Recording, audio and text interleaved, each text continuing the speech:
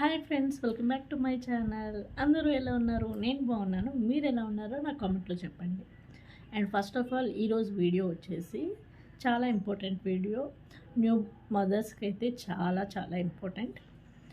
And నేను చాలా situations face చేసిన తర్వాత, చాలా తెలుసుకున్న తర్వాత ఈ వీడియో అయితే చేస్తున్నాను. అండ్ కొత్తగా చిన్న బేబీస్ ఉంటారు కదా ఇళ్ళల్లో, వాళ్ళకే సంబంధించింది ఈ వీడియో. ఇప్పుడు దాకా నా ఛానల్ కనుక మీరు చూసుండకపోతే, ఫస్ట్ టైం చూస్తున్నట్టయితే ప్లీజ్ ఒక లైక్ చేయండి, అలాగే సబ్స్క్రైబ్ చేయండి.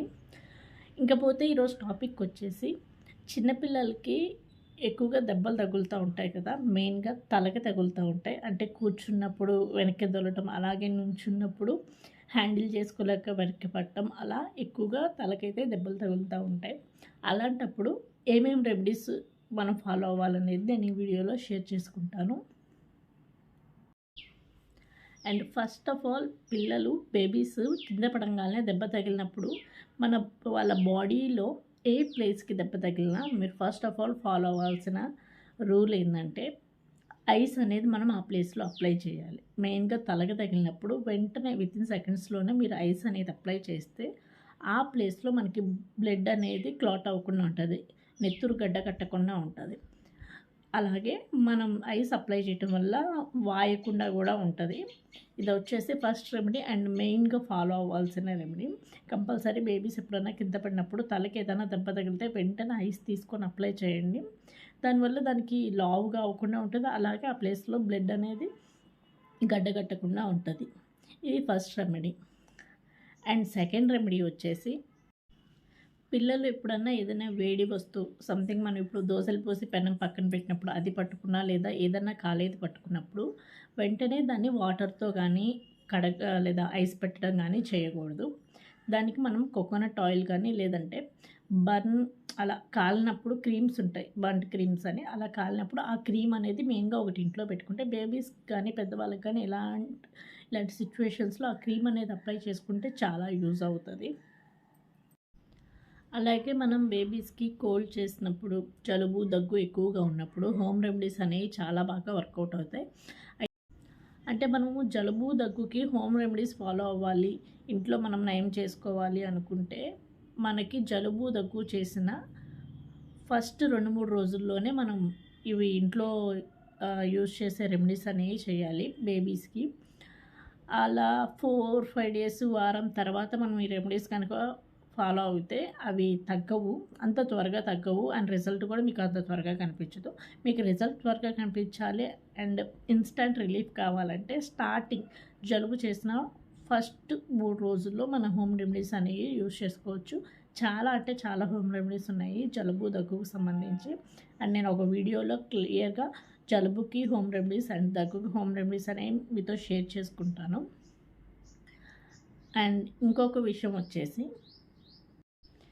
బేబీస్కి ఏదైనా చిన్న దెబ్బ తగలంగానే మనం ఏం చేస్తామంటే ఐస్ ఇవన్నీ అప్లై చేస్తాం కదా, అండ్ వితిన్ 48 అవర్స్, అంటే 48 అవర్స్లో వామిటింగ్ కనుక అవ్వకపోతే, ఎలాంటి పెద్ద దెబ్బ తగిలినా కానీ ఏం కాదు, వామిటింగ్ అయితే ప్రాబ్లం అయింది అని చెబుతారు. అండ్ ఫ్యూ డేస్ బ్యాక్ మా బేబీకి అయితే చిన్న తలకి ఇలాగే పడి చిన్న దెబ్బ అయితే తగిలింది. బ్లడ్ అయితే రాలేదు అండ్ నేను వెంటనే ఐస్ అయితే అప్లై చేశాను. కాకపోతే ఏంటంటే తర్వాత 1 అవర్ తర్వాత తనైతే వామిటింగ్ చేసుకుంది. అయితే నేను చాలా టెన్షన్ పడిపోయాను. 24 అవర్స్ 48 అవర్స్లో వామిటింగ్ అయితే అవ్వకూడదు అంటారు కదా, తనకి 1 అవర్ తర్వాత వామిటింగ్ అయింది అని చెప్పేసి వెంటనే డాక్టర్ని అయితే కన్సల్ట్ అవుదాం అనుకున్నా. కాకపోతే మా ఏరియాలో వచ్చేసి doctors morning from 9 to 2 and evening 6:30 నుంచి అయితే ఉంటారు, and middle of the time ఉండరు. ఇంకా నాకైతే చాలా టెన్షన్ వచ్చేసింది, వితిన్ 1 అవర్లోనే వామిటింగ్ చేసుకుంది కదా అని. అయితే నేను ఇంటి దగ్గర ఉండే డాక్టర్స్తో ఫ్రీగా కన్సల్ట్ అయ్యాను. 1 రూపీ కూడా పే చేయకుండా బేబీ గురించి అడ్వైస్ అయితే తీసుకున్నాను. అండ్ ఎలా తీసుకున్నాను, ఫ్రీగా డాక్టర్స్ని ఎలా కన్సల్ట్ చేయాలనేది కూడా నేను ఒక వీడియో చేసి పెడతాను. చాలా న్యూ బోర్న్ మదర్స్కి చాలా యూజ్ అవుతుంది. కొన్ని కొన్ని విషయాలు మనం ఇంక అదే మైండ్లో రన్ అవుతూ ఉంటుంది, yes or no yes or no అని. కానీ డాక్టర్స్తో ఒక చిన్న అడ్వైస్ తీసుకుంటే మనకి పీస్ఫుల్గా ఉంటుంది. అయితే నేను అలా 2-3 డాక్టర్ని అయితే కన్సల్ట్ అయ్యా ఇంటి దగ్గర నుంచే. వాళ్ళైతే వామిటింగ్ అయింది కదా, ఇంకోసారి సెకండ్ టైం కూడా వామిటింగ్ అయితే అప్పుడు హాస్పిటల్కి తీసుకెళ్ళండి, లేదంటే ప్రాబ్లం ఏమి లేదు అని చెప్పారు. అలాగే వామిటింగ్ ఎక్కువగా అవుతే మనం ఎప్పుడు టెన్షన్ పడాలి, దెబ్బ తగిలిన తర్వాత వామిటింగ్ ఎన్నిసార్లు అవ్వచ్చు, ఎన్నిసార్లు అయితే మనకి ప్రాబ్లం అనేది తెలుస్తుంది, అది కూడా నేను మీకు ఈ వీడియోలో షేర్ చేస్తాను. బేబీస్కి దెబ్బ తగిలినప్పుడు ఇలాంటి సిచ్యువేషన్స్ ఉంటే మనం ఖచ్చితంగా డాక్టర్స్ని అయితే కన్సల్ట్ అవ్వాలి అండ్ 48 అవర్స్ అబ్జర్వేషన్లో అయితే ఉంచాలి. సో ఎలాంటి కేసెస్లో అనేది నేను మీకు ఇప్పుడు చెప్తాను.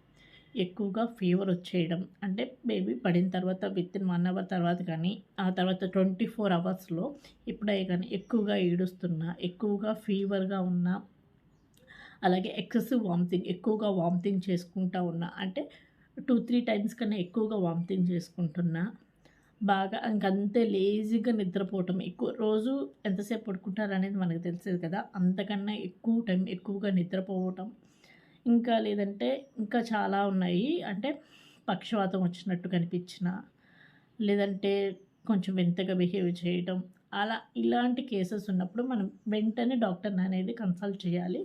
డాక్టర్ ఏంటంటే మన బేబీని 48 అవర్స్ అబ్జర్వేషన్లో అయితే ఉంచుతారు. ఇలాంటి నేను చెప్పిన ఈ స్టెప్స్ కనుక, ఈ కేసెస్ కనుక ఉంటే, ఎక్సెసివ్ వామిటింగ్, క్రయింగ్, లేజినెస్, పక్షవాతం, ఇలా ఏమన్నా కేసెస్ కనిపిస్తే వెంటనే డాక్టర్ని అయితే కన్సల్ట్ అవ్వాలి. అండ్ వామిటింగ్ అవ్వగానే టెన్షన్ పడాల్సిన అవసరం లేదు. నేను అంతే టెన్షన్ పడ్డా. 2 వామిటింగ్స్ అయ్యేదాకా నో ప్రాబ్లం. 2 టైమ్స్ కన్నా ఎక్కువ అయితే వెంటనే డాక్టర్ని అనేది కన్సల్ట్ అయ్యాలి. ఇది నా ఒపీనియన్. ఇప్పుడు నేను చెప్పిన టిప్స్ అన్నీ మీకు బయట ఎక్స్టర్నల్గా జరిగే దెబ్బల గురించి, అంటే బయట నెత్తురు రాకుండా దెబ్బలు తగులుతాయి కదా, ఆ దెబ్బలకి చిన్న చిన్న రెమెడీస్ అండ్ ఏవి జరిగితే ఎలాంటి సిచ్యువేషన్స్లో మనం భయపడాలి, డాక్టర్ని కన్సల్ట్ అవ్వాలి అని నాకు తెలిసిన దాంట్లో నేనైతే మీకు షేర్ చేసుకున్నా. మీకు తెలిసినవి కూడా నాకు కామెంట్ రూపంలో చెప్పండి. బై దట్ నేను తెలుసుకుంటాను అండ్ నలుగురితో షేర్ చేసుకుంటాను. ఇంకోటి, మనం ఇలా ఐస్ అప్లై చేసి అంతా ఓకేగా ఉన్నప్పుడు బేబీ కొంచెం పెయిన్ ఫీల్ అయితే పారాసెటమాల్ సిరప్ అనేది ఇవ్వాలి. అండ్ పారాసెటమాల్ సిరప్ ఇస్తూ కొంచెం లైట్గా ఐస్ కూడా అప్లై చేస్తూ ఉంటే తొందరగా రికవరీ అవుతారు. బేబీస్ అన్నాక నార్మల్గా పడతా ఉంటారు. మీ అందరికీ ఈ వీడియో నచ్చుతుంది అనుకుంటున్నాను. నా వీడియో కనుక మీకు నచ్చినట్లయితే please do like and support my channel and don't forget to subscribe. Bye friends, please కొంచెం సపోర్ట్ చేయండి ఛానల్ని. అండ్ మీ అందరి సపోర్ట్ నాకు కావాలి. అండ్ మీకు తెలిసిన టిప్స్ మాత్రం కంపల్సరీ నా కామెంట్లో షేర్ చేయండి. బై దట్ నేను తెలుసుకుంటాను అండ్ నలుగురికి షేర్ చేస్తాను. Bye bye, please do subscribe.